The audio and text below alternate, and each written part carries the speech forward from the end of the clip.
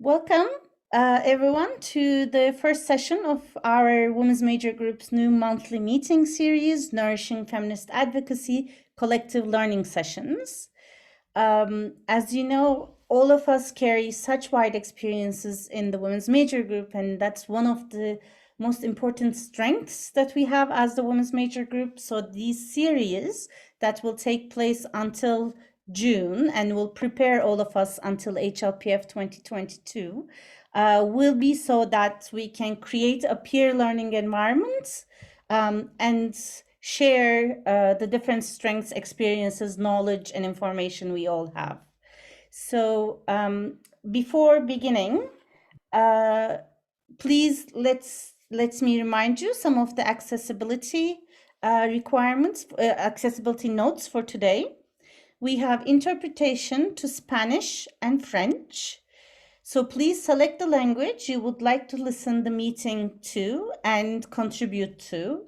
If that's English, please also still select English, as we will have members who might want to speak in English or French. Do not stay in the off channel, please.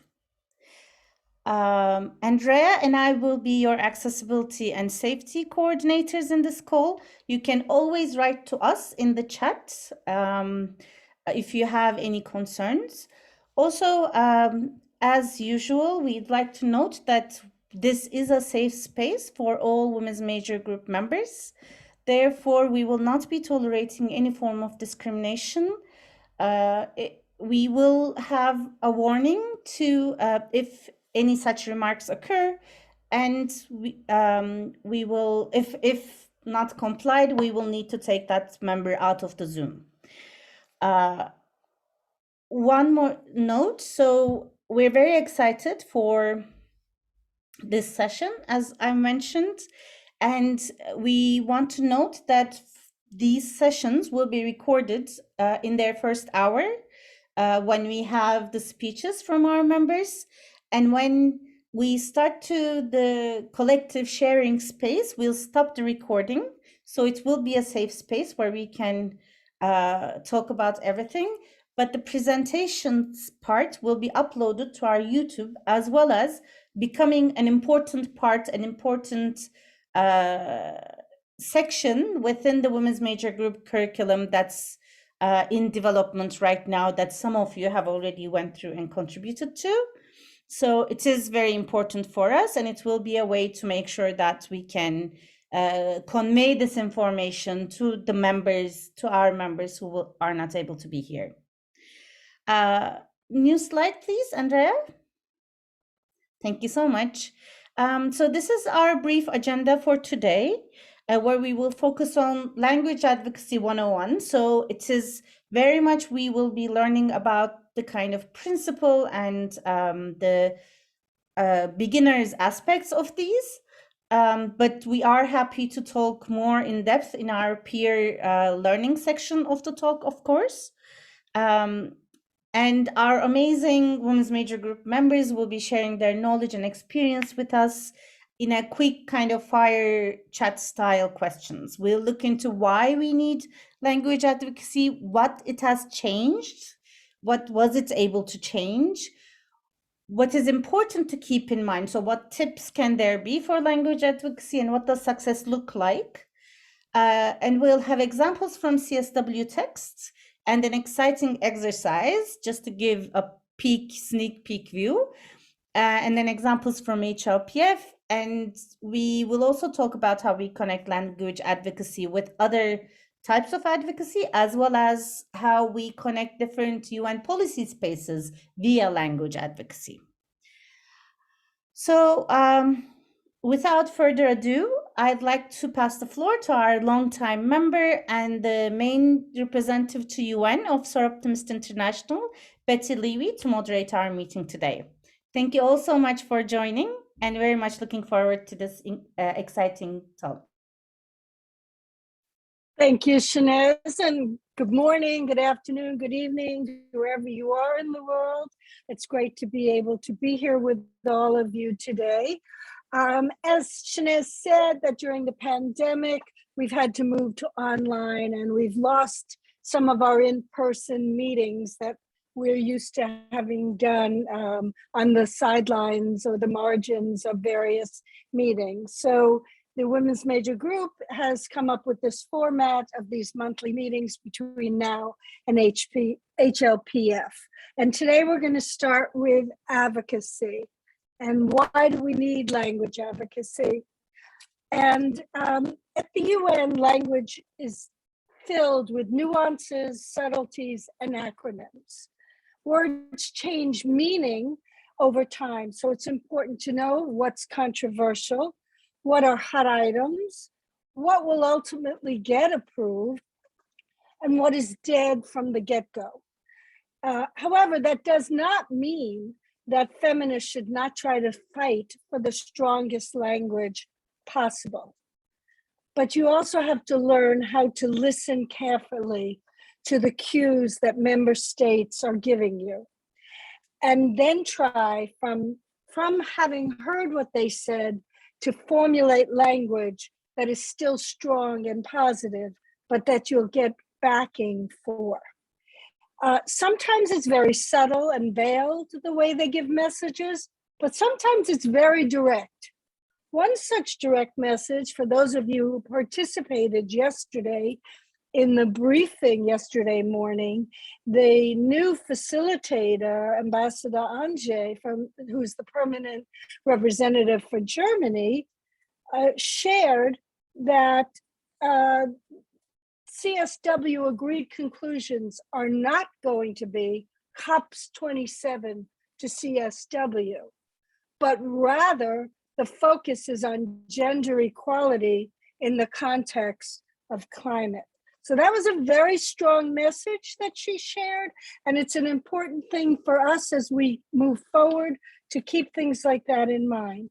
It's extremely important for those of you who are new to the UN to come fully aware of positions from all sides, not just your own, so that when you hear this language, you can fight back from an educated perspective and with valid points, not just knee-jerk reaction to something you might not like. The other thing it's important to understand that negotiations at the UN are always done in English. And for many, it's not their first language, so it takes time to settle on a word or even where a comma might go in a sentence. Often words mean different things in different cultures, and member states react from their personal understanding, not from, excuse me. So one such term that is always controversial is family versus families. And I'm sure our speakers will go into things like that. We also find that lists can be very dangerous because often people are left off. So we try to use expressions like women and girls and all their diversity. And now I'm going to stop and I'm going to introduce our next two speakers, Eleanor Blumstrom and Sahar Moazami, to share with us the actual language that they were able to change the lives of women and LGBTQI people. Eleanor is another longtime WMG member. And as a matter of fact, I met Eleanor during the intersectional meetings of Rio Plus 20.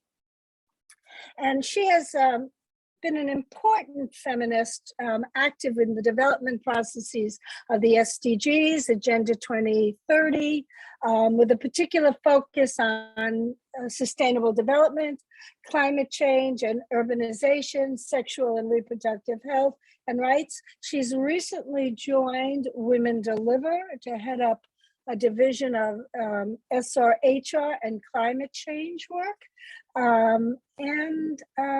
She's incorporated her work, research, and capacity building into all levels and the global advocacy in multiple UN forums.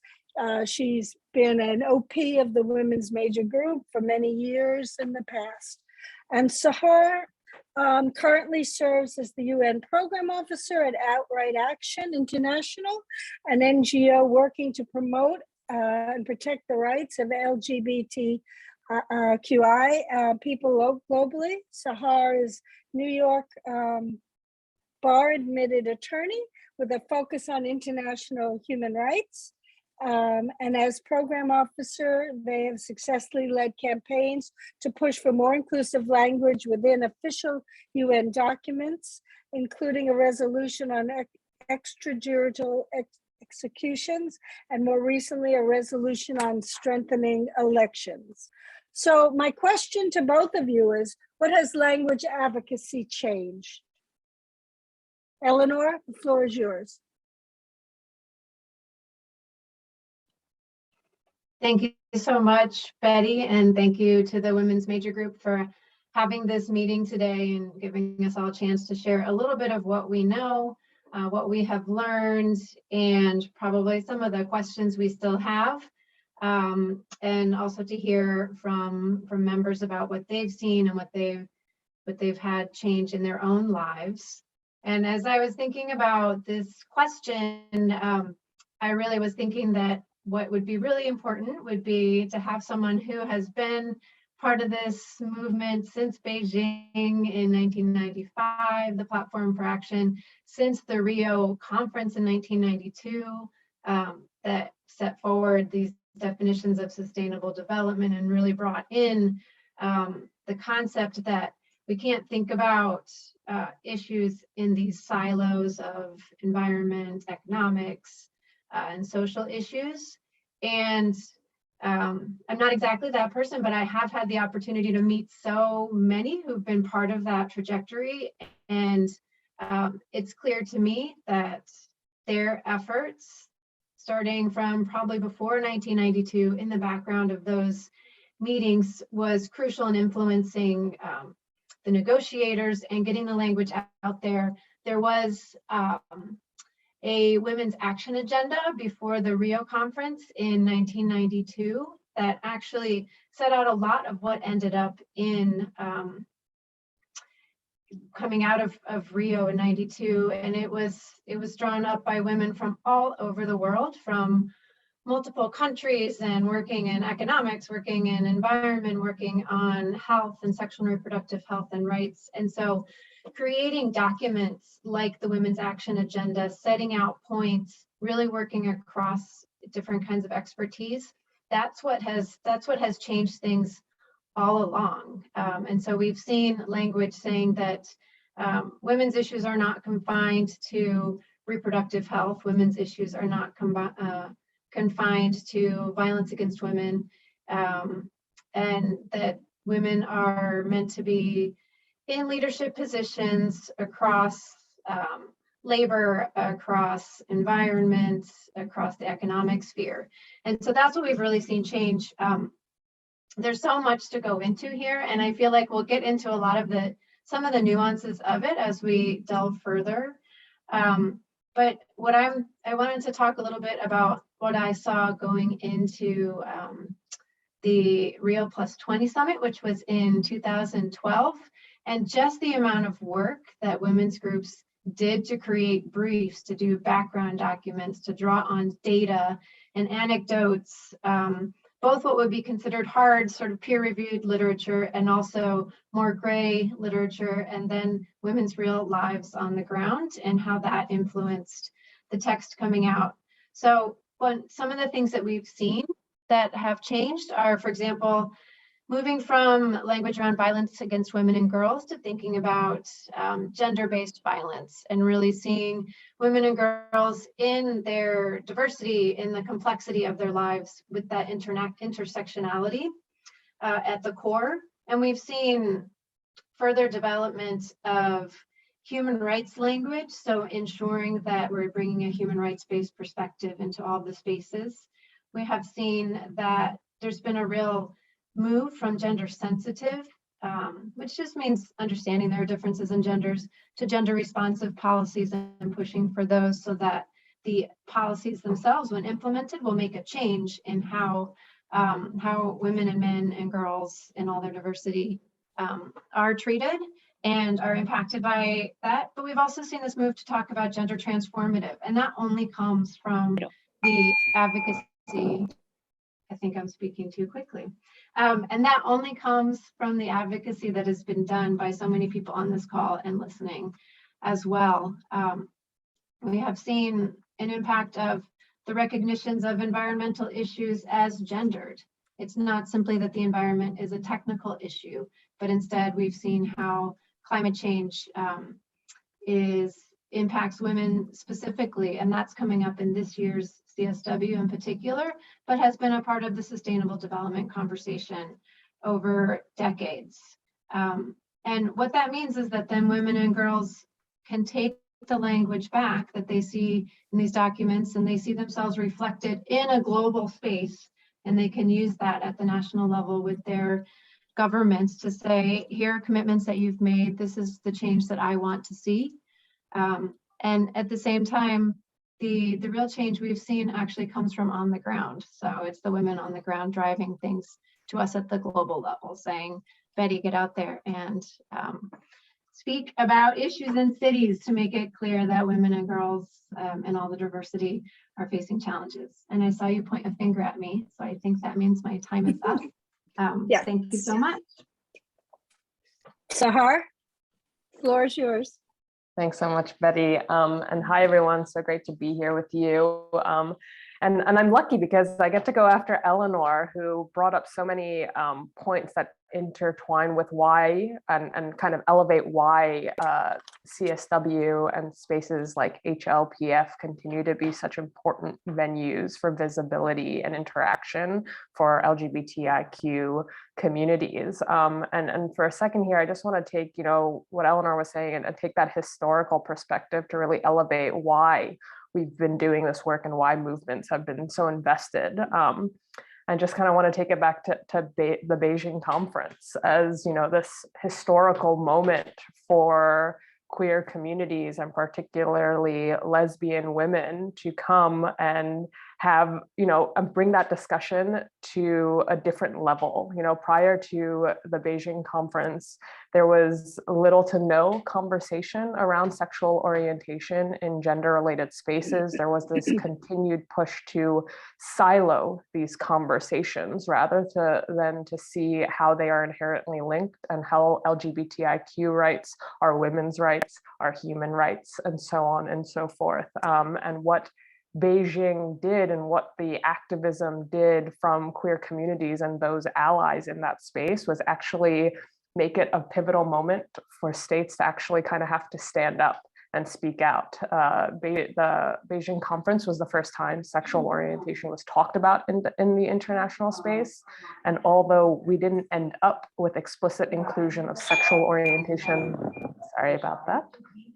Although we didn't end up with the explicit reference of sexual orientation in the platform for action, it marked the first time where states really had to take a stand on the issue and make public note of where they stood, what it meant with the different language that was included in the document, and why gender was used to be more inclusive and holistic of all those who are facing violence and discrimination based off of transgressing gender norms and roles.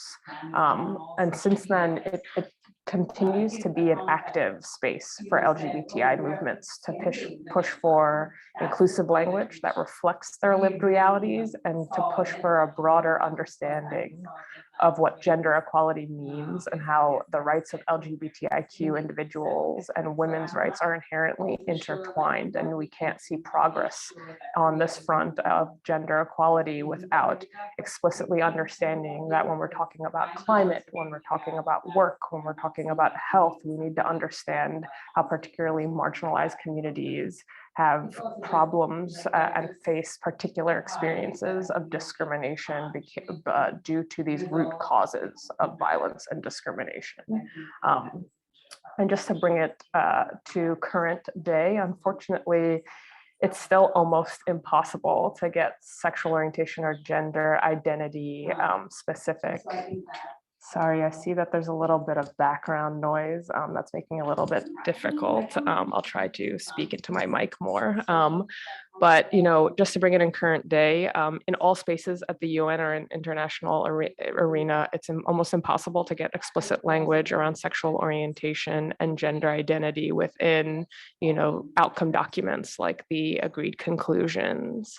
But the discussions that we have around its inclusion, the discussions around its inclusion has pushed for states and activists and other movements to really take a more expansive and holistic understanding of other language that is used in documents and discussions at the UN level for including at the UN level, including the move from unnecessary binary language. And, Eleanor spoke to a specific language, around violence, where we've pushed against the use of violence, language around violence against women and girls, to gender-based violence when, it's not specific to a gender, and also different formulations around diversity as well as families.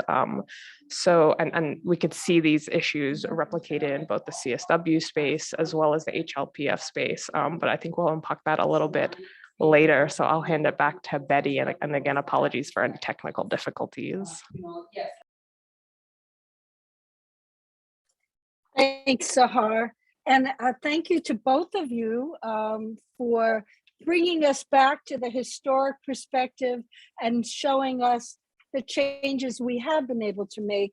I mean, I think the description, you just said at the end about being more expansive and holistic view is really what the women's major group has been focusing on since, certainly since 2012, when the expansion to the three pillars of environment, fiscal, and social were brought to the mandate to the women's major group and all the major groups and other stakeholders.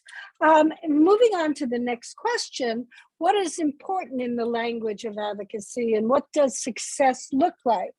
And we're very lucky that Eleanor will be staying with us, and she will be joined by Quirine Lengkeek. I apologize. I know I messed that up, Quirine. Quirine is a sociologist, a human rights defender, a queer feminist activist. She works for Choice for Youth and Sexuality as an international advocacy coordinator and advocating for sexual and reproductive health and rights at the United Nations. As an expert in meaningful participation and advocacy, she aims to make the UN and other decision bodies closer to home, a more accessible space for those often excluded from conversation.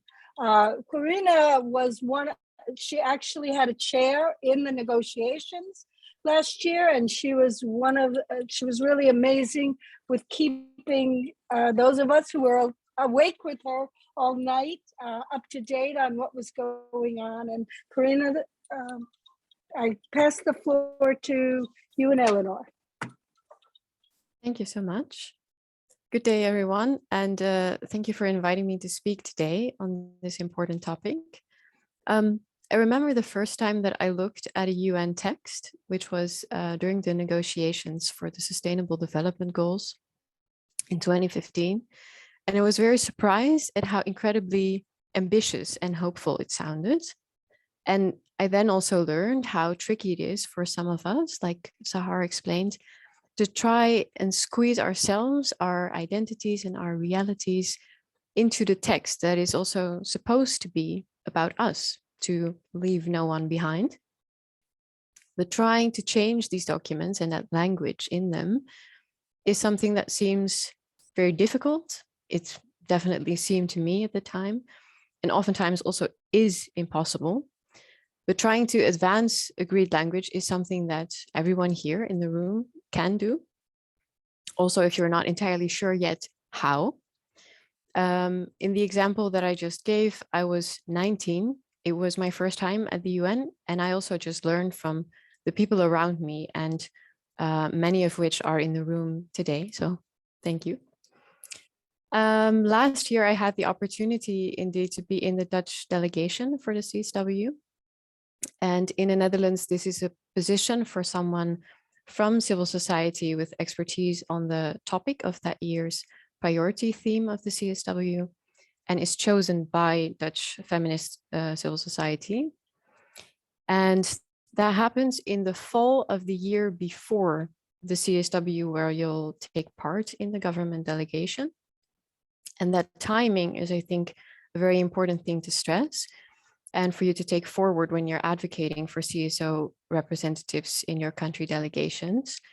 Because I've seen calls for CSO representatives going out in the last few weeks, which is very late in the process. But being a full member in the delegation from so early on means that you can influence the government's priorities, which they, or at least the Netherlands, creates in like late the year before that next CSW.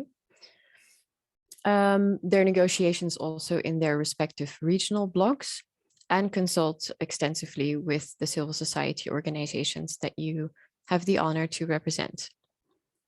Now, the Netherlands is really doing its best to be one of the best students in the UN space and patting itself on the back for going about this process this way.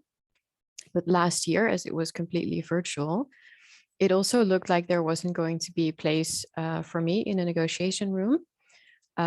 It wasn't for quite some other CSO representatives. With the backing of fellow civil society, luckily they did in the end, and I was in the space, but only because I suggested to take minutes of the negotiations for other Dutch government delegates who couldn't be in the room, which is not exactly a small task given the length of the negotiations. And so however unfair that would be, another tip for those advocating for these positions, to make it clear for them how you add to their work, how you can make yourself useful by making things easier for them. Sometimes it means doing a lot of work for them, and let them use the expertise that you hold, because really that's something where our expertise is super valuable, and oftentimes delegates simply don't have it. The working hours, like Bette said, and also due to the time difference and the length of the negotiations, made it a bizarre, but also very rewarding time with long working days of about 17 hours a day, where WhatsApp groups served as the digital hallway of the UN. And I'm very proud of how together, also with members here from the international feminist space, we really pushed ourselves to work throughout the night and to find agreed language on the issues being discussed and convince delegates to include our point. And we even made it work to get some new language on youth participation in. So please continue to believe that change is possible through language advocacy. Thank you.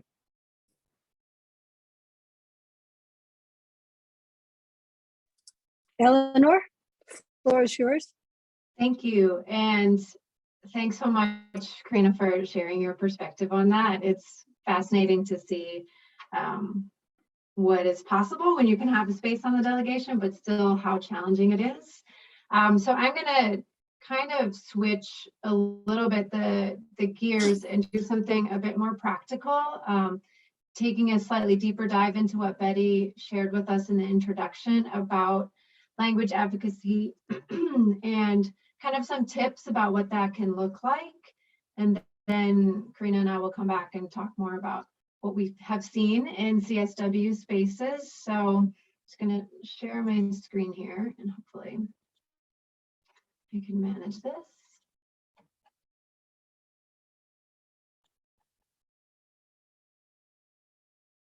All right, so can you see that now?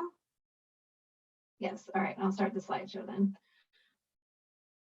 Okay, so, but why, you know, as we're doing this, Quirine gave a great background, and I just wanted to take a minute and think about what is the point of language advocacy? Why, you know, why should we care? What are the implications of it in terms of policy? And really, what happens in these global spaces, in the global agreed language, it defines in many cases what countries will then implement on the ground and what they put into national legislation. So for us then to work across governments from the Netherlands to Costa Rica, to Nepal and Kenya, it's really important to think about what kind of language would be useful across all those different contexts, but that is also then able to be put into legislation more specific to a country. And when we think about the language that comes out of a CSW, whether it's on youth participation or talking about menstrual hygiene, or thinking about sexual and reproductive health and rights, we have to think about how those policies will be implemented. And so what happens is that advocates on the ground will take a little bit of language and they'll say, all right, it says sexual and reproductive health and rights. What does that mean? It's not very clear in the language in this paragraph, but it can be interpreted by those advocates on the ground. And that is the beauty of the language coming out of these documents. It can also be a challenge because governments then can choose to interpret it as they wish. But again, it's the power of the advocates on the ground to help to illustrate how it can look. And in many cases, the importance of following along in the language that's being developed is that it does become agreed language. And agreed language is, of course, something that governments will use over and over and over again. It's a fallback position when they're feeling nervous about making any progress or creating new definitions. So we need to work as much as possible to make very strong language that is rights-based, that is progressive, inclusive, and going sort of removing the binaries that Sahar was talking about. As you're looking at these agreements and what the governments are saying, there are a lot of different words to really pay attention to, like Bette had said. And some of these we've seen progress over the years. And in other cases, you can hear governments within negotiations either claiming sort of ignorance of what a certain word means or trying to casually or very, I guess, specifically use a word that is weaker than another one. We see a lot of conversation about women and girls' participation and what does that look like in terms of gender balance or gender parity, which is better in which situation. Things like equality and equity, whereas equity is more of a tool, and we want to get to equality, but substantive equality, thinking back to our foundational documents in CEDAW. And then the binary, of course, moving towards gender language rather than women and men wherever possible. And I'll slow down. One of the things that comes up so often is this concept of economic growth. And there's a lot of wording that let's aim for inclusive economic growth, as if that will solve all of the ills in society. But again, looking at economic development, it's something a little bit. Ma lähen sinnapoole, mul on auto sealpool. So economic development moves us into a conversation of more shared resources. Economic growth envisions that we can just keep growing exponentially, and everyone knows there are limits to our resources. So you have to look at that. Think about gender responsive, as I said before, family or families. The family is can be a dangerous term for us, and then families are more inclusive. This year for CSW, if we're looking, we need to be thinking about climate justice, which is really different than climate action. Climate action isn't necessarily thinking about the impacts on different groups of people. Migration can be a huge red flag for many countries. And so it's good to know what to fall back on in terms of global compact on migration, or to understand where there's language that can be agreed and can still support, especially migrant women workers. And then sexual and reproductive health and rights is a major contentious issue that we see over and over. And it's important to think about when do we need to add on rights and when are we talking specifically about services. And the other piece that I wanted to get to was just that besides just similar words meaning very different things, you have to, as you're learning more about language advocacy, think about commas and verbs. And if you're speaking English, as Bette had said before, So in terms of verbs on this side, you can see some of them that will be in different parts of the text. So in language advocacy, it is important to know that there's a preambular section, and in the preambular section, we're setting out the context. We're trying to clarify data that exists. What is the status of the world at this point? So there's verbs like reaffirm or recognize or acknowledge.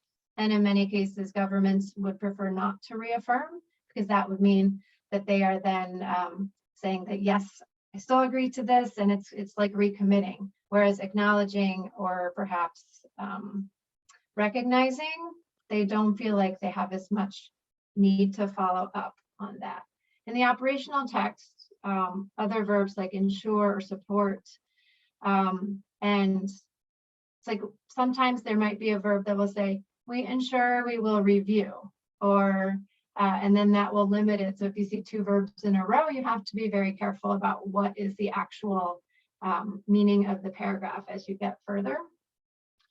And this is one example that I wanted to show about verb choice, and you can see how different governments will want to change a document. I know it's a lot of text, but if you look at the bottom paragraph where originally it said to reaffirm, the Beijing Platform for Action, which is standard language, the Russian Federation back in CSW 60 said, well, let's not reaffirm, let's rather just underline the Beijing Platform for Action.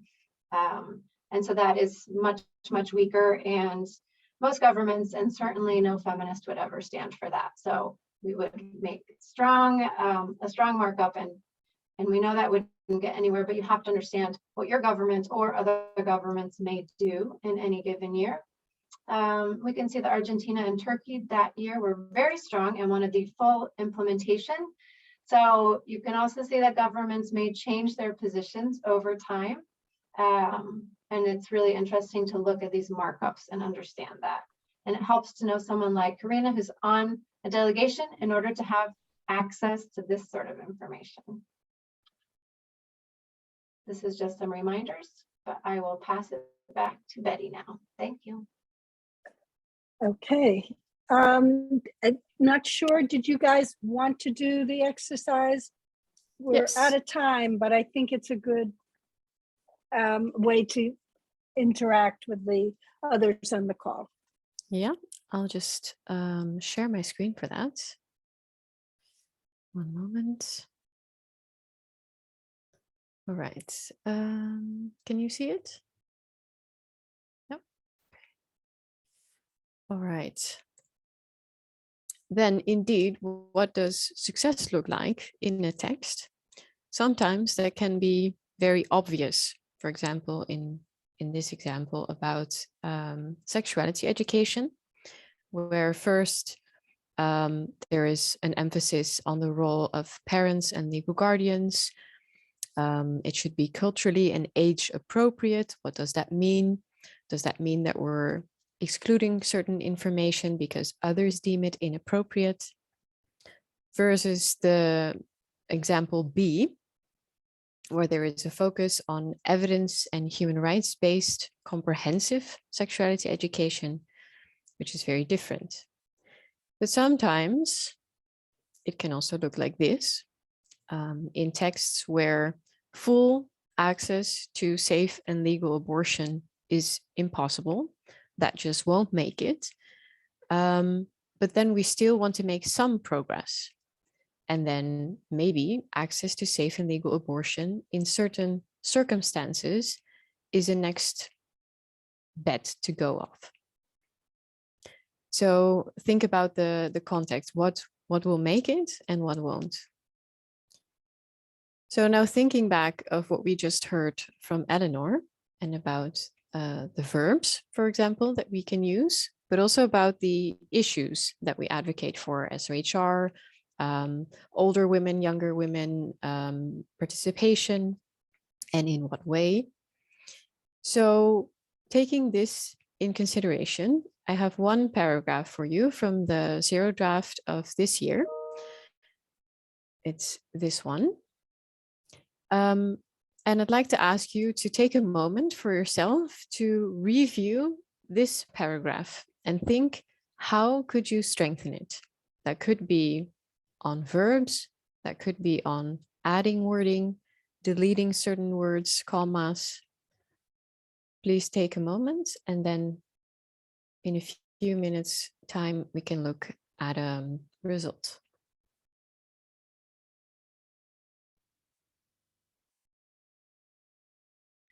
If you can put your comments into the chat, Shanez and Andre will be able to put them together to give an example, rather than us calling on people to save some time.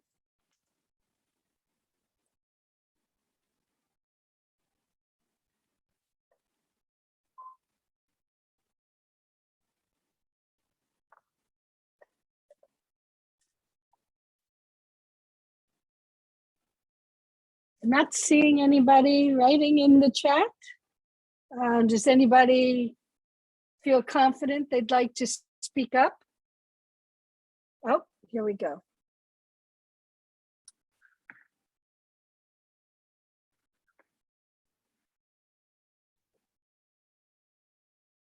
Yes, some comments in the chat.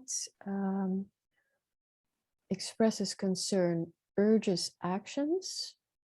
Yes. A life free from all forms of violence. Try to advocate for the end to be more inclusive. Good points.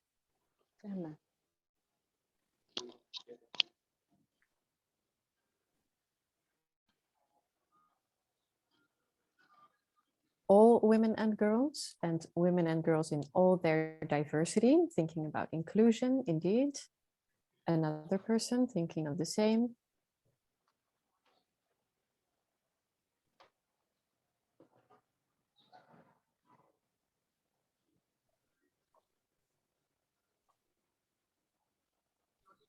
Access to affordable water.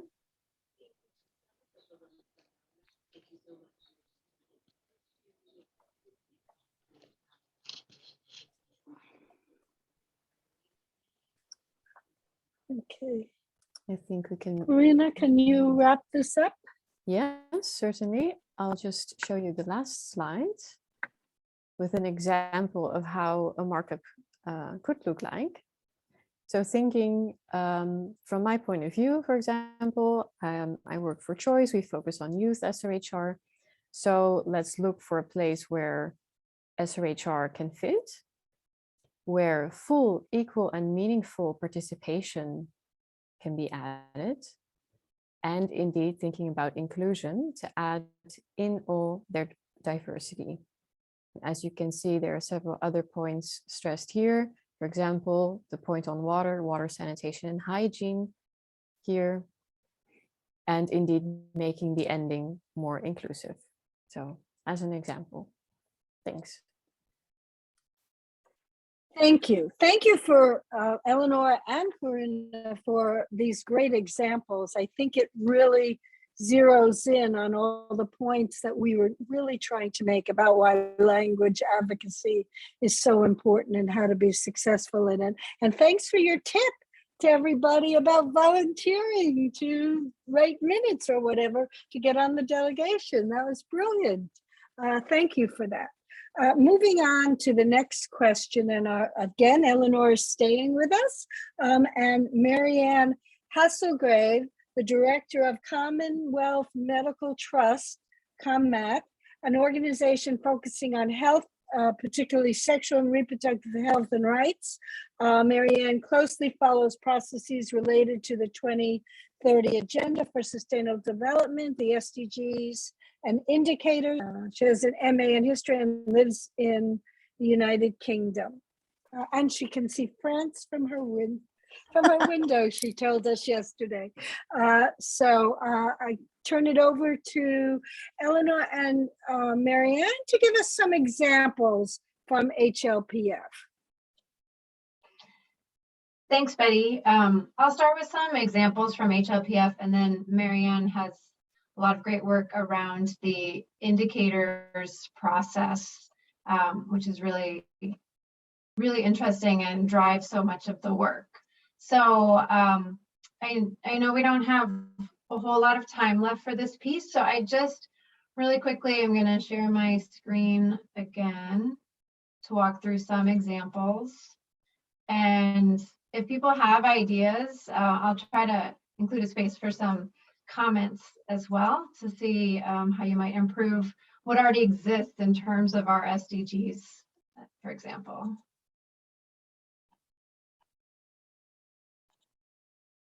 Okay, so in terms of the HLPF, I already went through this, so it's just a reminder that we moved from Rio 1992 and the Earth Summit up through now, where we're really looking at implementing Agenda 2030 and the Sustainable Development Goals.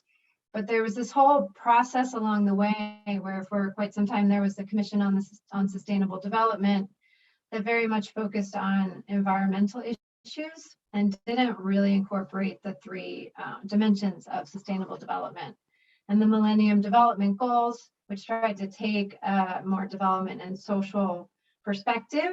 And then in Rio +20, we reviewed all of that, started this long process that I think Quirine started talking about too, the post-2015 Sustainable Development Agenda process that got us to the Sustainable Development Goals.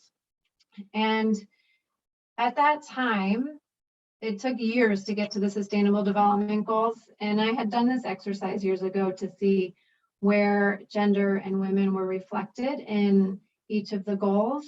And all the ones in blue here have some language in the different aspects of the goals that include women or gender. So you can see many in the beginning around health and poverty and education, but energy is missing, infrastructure is missing, and a lot of the environmental goals are missing the gender responsive piece. But that is not to say that women and feminist activists were not pushing for that. So that was a real challenge and something that we continue to work for in the HLPF. Does anyone see a goal where if you see a goal here that you think you could easily change, make any edits to incorporate a stronger gender perspective for human rights, please go ahead and pop it in the chat and we can take a look at that while I continue. I wanted to show some of the more specific objectives here. So you can see that in the health goal, talks about universal access to sexual and reproductive health care services. And that's a really important piece of this SDGs that we often draw on in other spaces to harken back to universal access.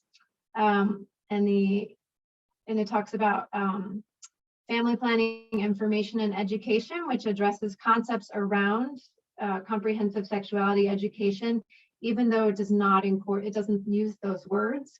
It's like a hook in the agreed language, and that's something that we can always consider when we're in other spaces, whether that CSW or elsewhere.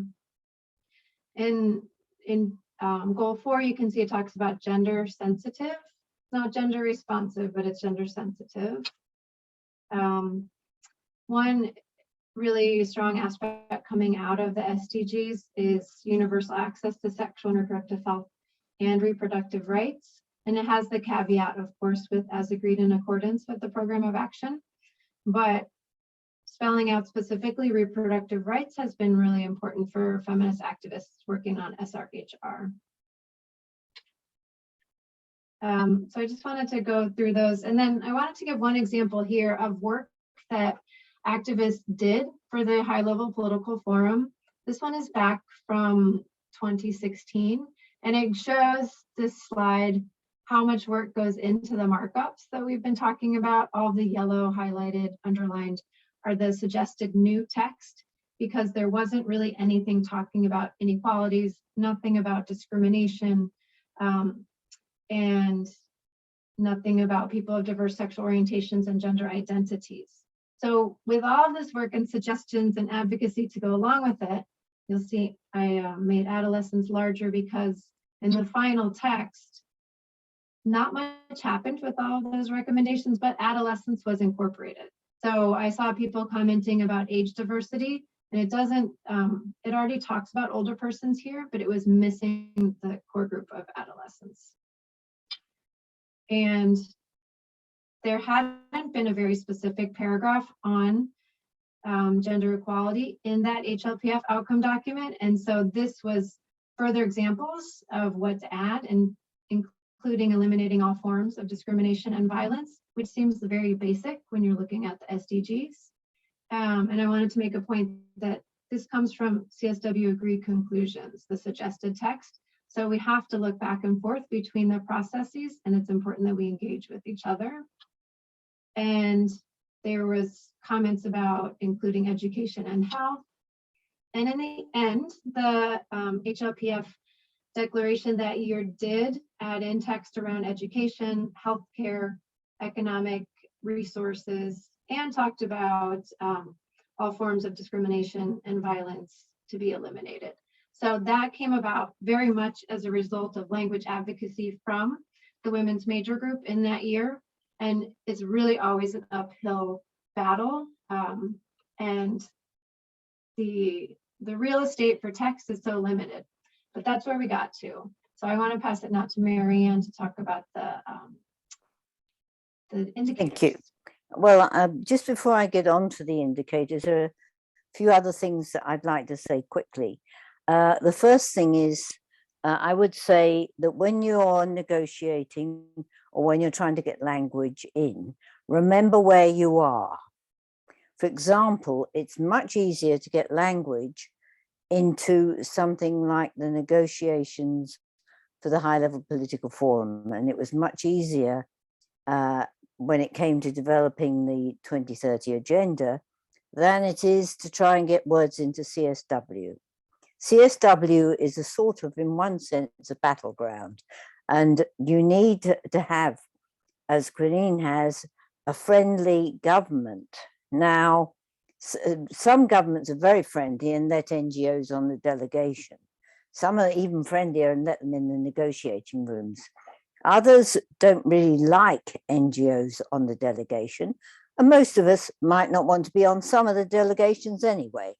So these are things that we need to think about when we're trying to get language, how to do it, and using the women's major group where you can promote language that somebody else may then take up with their government, and that may be the entry point. The other thing is that sometimes small is beautiful. Depending on what you want to get in, or if you want to get actual wording in, and I will mention this again in a second, you just go for one or two words. If you want to get an idea across that you know won't get anyway, then come up with a paragraph. It puts your point across, but it's not going to get in, but it starts a negotiation. Now, I'm very proud of two words that went into paragraph 26 of the 2030 agenda, and that's antimicrobial resistance. Now, I pushed so hard, and in the end, managing to get various governments to work, we got the words in. We never got the SDG, but we got the words into the document, and I recognize them. So that I consider to be sort of achievement. I've done a lot of work recently is more with the interagency and expert group on SDGs. In this regard, initially, I hadn't a clue about indicators, but you can go on a quick learning course.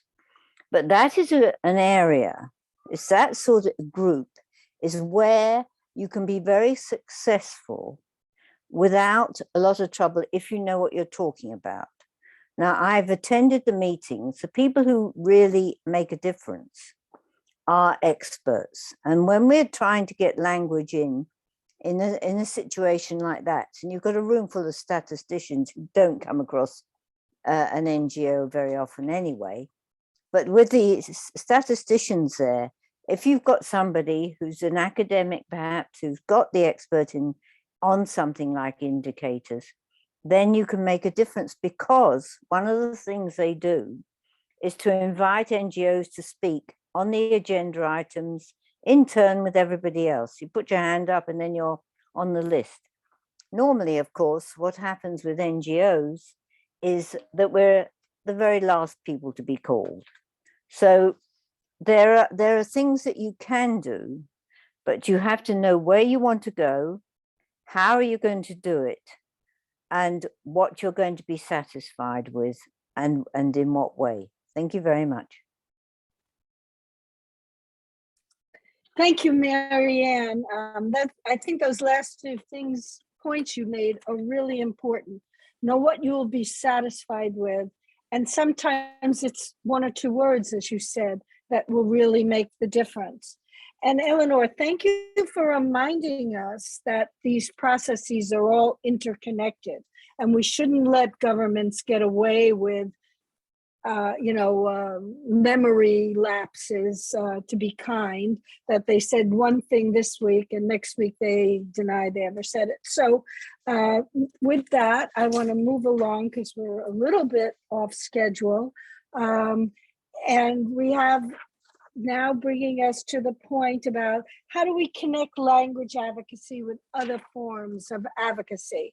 Sahar is coming back, and Tesfaye is joining us. She's a senior advocacy advisor at International Planned Parenthood Federation. She is an experienced policy advisor with demonstrated history of working in the not-for-profit organizational management industry, skilled in international relations, non-government organizations, civil society, international law and conflict, strong community and social service professionals with a master's degree focused in law from Georgetown University.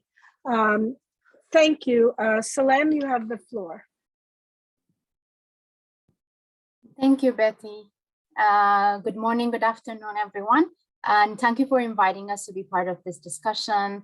I think a lot has already been said on the importance of language and also how we can be able to sort of like influence different processes at once based on the different issues that we are taking.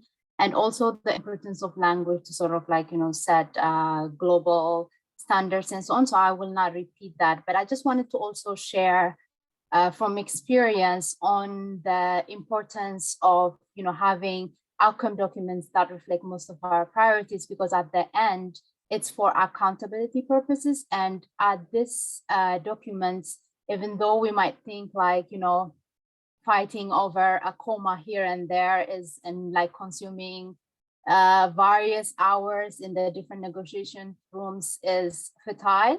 In the end, in the implementation stage, especially at the national and regional levels, it's quite important.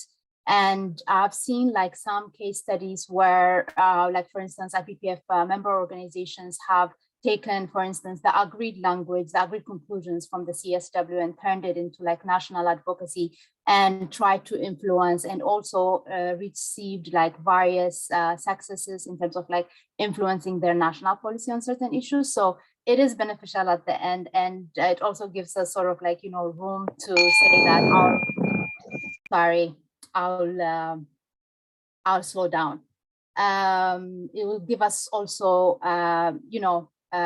room to say that our work is very important in terms of like, setting precedents at the national and regional levels. I do have a few slides I wanted to share to show the connectivity with the different processes that we are influencing. So bear with me.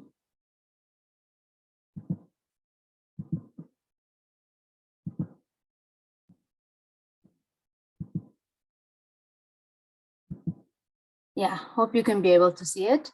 Like I said, I won't go into this because it has already been said by our various speakers on the importance. So it's very important to just, focus on the issues that we are following to sort of like, contribute to the global setting. So in terms of connecting it to different processes, we do have, as has been shared by the various speakers before me, the CSW, where we try to link whatever is happening at the different levels to influence the processes in the agreed language.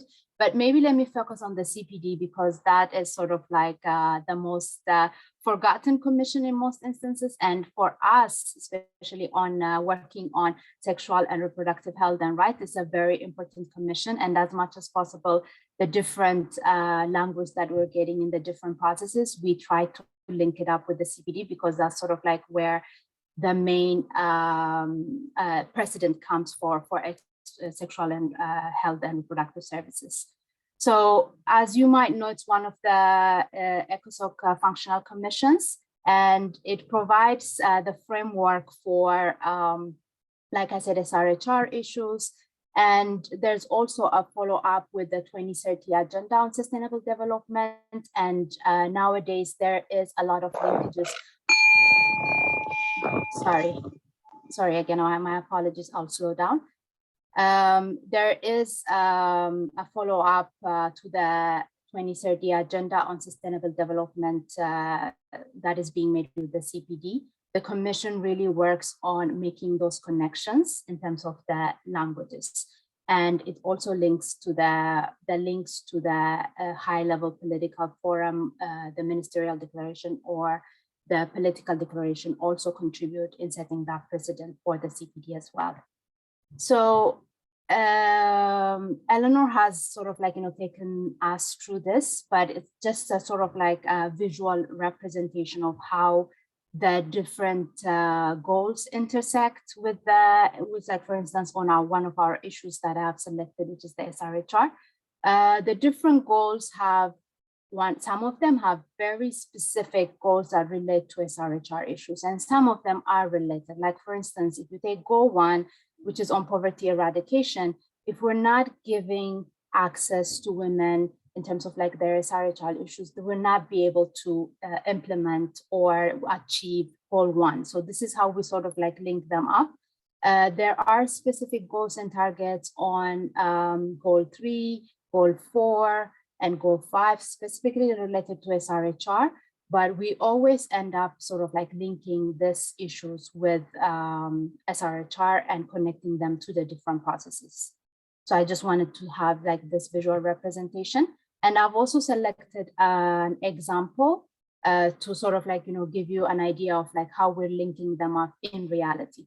Like, for instance, in an issue of SRH and RR, which is sexual and reproductive health and reproductive life, which is sort of like the agreed language that we have in this area, we always, in the first iteration of the text, which has already been shared with you, like, for instance, if we take the CSW agreed conclusions, in the 0 draft, we always propose the most progressive agreed language that we have on a certain issue. So for instance, this will be on SRH and RR. We would like to have the CPD agreed language from the 54, 49, 47 session, which does not have any qualifications, but it just outlines how member states should recognize the health as a precondition for economic and social development, and outlines sexual and reproductive health and reproductive rights with no qualifiers. This is sort of like our progressive aim. But then if we don't get that, and if there's a lot of discussions in the different consecutive discussions in the negotiations, we try to propose the CSW language, which is again agreed language and is coming from the Commission itself. So it will be acceptable by most as agreed language. But there might be, again, like, even though it's agreed language from the commissions, as has been shared before by the different speakers, a lot of member states might disagree and not really take it on. So Agenda 2030 language will be sort of like our fallback position. So this is how we sort of like connect them in the different processes. And I've just sort of like selected this as an example to sort of like give you an idea of like how our inputs to the negotiation go, and how this is how we connect the different processes in the different intergovernmental spaces. I'll give it back to you, Bette, and stop sharing as well. Thank you. Thank you, Salam. Sahar, can you tell us how do we keep language in? I mean, Salam just left us with, this is what we want. This is maybe what we'll get. How do we make sure it stays in? You have the floor.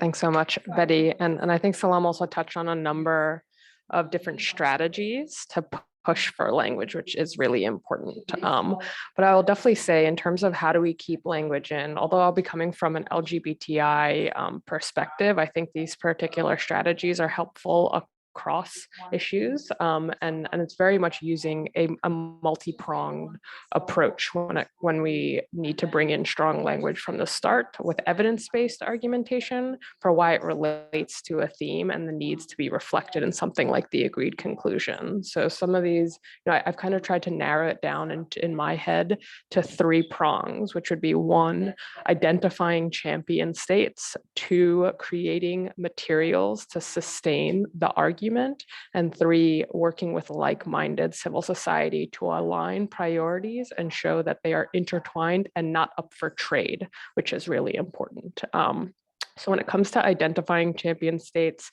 using the example of LGBTI inclusion, we have the benefit in New York, so in HLPF processes or in CSW processes, to work with an institution or an informal grouping called the LGBTI core group. And it's really holding the states that are a part of this group to account for their commitment to championing these issues. But overall, when looking at this prong, it's really important to look, where are your contacts? Do you have contacts at the New York level? Are they in capital? And knowing that it's really important to have engagement in a multifaceted way. So at the New York level, in capital, in other areas where you have the specific contacts to push for that accountability. And then when it comes to states, it's really about continuous engagement with those states throughout the revision process to ensure that this isn't something they will drop the ball on, or end up just saying, we can negotiate it out, but also that they don't pit progressive language against other aggressive language. So for example, not saying, okay, we're gonna put SRHR language against diversity language, and if we come out with one, it's okay. It's really about making the argument about how these issues are intertwined. And that pushing for one against the other is not it's not the ask by feminist civil society, and that speaks directly with working with like-minded civil society to align, and I knew it was coming, to align priorities. Then the second prong that I spoke to was really about creating materials to sustain the argument. And again, coming from an LGBTI perspective, as it's a population-based advocacy area, what we're trying to continuously do is, de-silo issues when it comes to LGBTI advocacy, and saying, like I said before, it's not, we can't talk about climate justice without the inclusion of voices of LGBTI defenders who are on the front lines doing this work, and also particularly experiencing the effects of climate change, and that pertains into so many different issues. So it's breaking down those silos and it's making those arguments. And you can do that through things like the creation of one-pagers that you're providing to like-minded states. Also things like submitted written statements. So bringing that in the CSW context, how groupings are able and NGOs are able to submit written statements that pertain to the theme, using those materials to really push forward the argument throughout the process. So it can't be, siloed or said that it doesn't apply in this circumstance, so on and so forth, any of these arguments that we hear from states and other opposition, let's say. And then also last, but certainly not least, it's this work with like-minded civil society to, again, align priorities and show that we're coming full force as a full civil society of feminist civil societies that work on different issues, but that how they're intertwined and how we're not, willing to trade one for the other. But it's also for clarity, right? You're bringing member states sustained arguments throughout, and that are linked. And then last but certainly not least, it's also talking about, the timing in which what forms of language you're pushing forward. So for example, putting it in the CSW context, in the zero draft, when we're providing comments on the zero draft, that's the area where we're able to push for the strongest language, and often new language when we're putting into the context and providing rationale for why states should pick up that comment. So we're pushing for the strongest language, but also going through the revision process, holding on to what we have in our back pockets when it comes to agreed language, how we can make small but major changes to agreed language to be more inclusive, and kind of just to make that a little bit more tangible. I can say, at least from my experience, I've worked in the CSW space for 5 or 6 years now, I can never remember. But from the beginning of my engagement in this space, it was a fight in the beginning to push for the reference to all women and girls, for example, where now it's just a given because of that sustained advocacy. Another area is diversity language, where we have pushed for the strongest language around, explicit inclusion as the first, that being difficult. So falling back on language that has to include multiple and intersecting forms of discrimination and violence, and reference to women and girls in all their diversity. And, it hasn't been a long standing agreed consensus around diversity language, where we used to push for women and girls in all their diversity, and only as of CSW 63 were we actually able to reintegrate the language of women and girls in diverse situations and contexts into the agreed conclusions, and now have been able to sustain it throughout the years since, but still is a fight. And it's how can we build on those blocks, as I say, and push for that language to continuously be pushing to get a little bit better and better year after year. But I will stop there. Thanks so much, Bette. Thank you both. I can't say enough about the point about the trade-offs. I mean, I think this is, anybody who follows the negotiations closely knows that often women's rights, whether it's SRHR, the diversity, whatever it may be, are what are traded off. So I thank you both for making those points and showing people how they can keep up. And we've now